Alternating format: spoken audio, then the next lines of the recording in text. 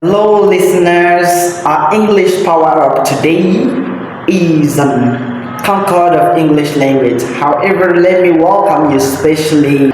It's good to have you. Where learning takes you higher.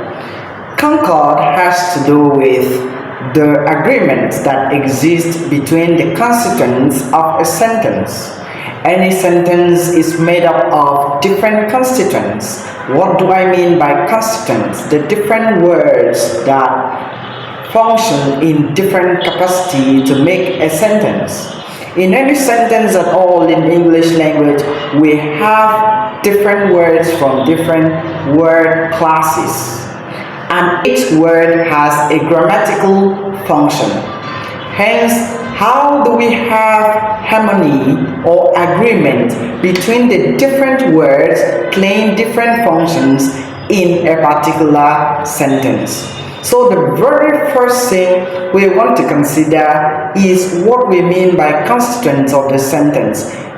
We can have the constituents of any sentence ranging from the subject of the sentence, which has to do with the doer of the action in that sentence, or the one that the whole sentence revolves around. Again, we can have the verb in the sentence, which is the action expressed in that sentence, or it can be a linking word that links the subject to the complement in the sentence. Again, we can have the object.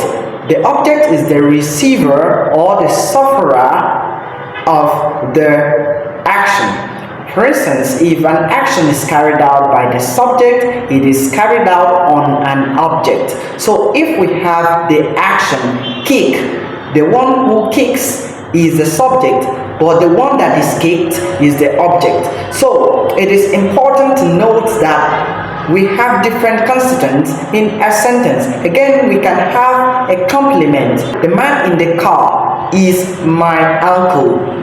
My uncle here is the complement to the man in the car. The lady is very beautiful. Very beautiful is a complement to the lady. So these are different constituents of a sentence. We can also have an adjunct. She sings beautifully. Beautifully is an adjunct in this sentence. So these are different constituents of a sentence.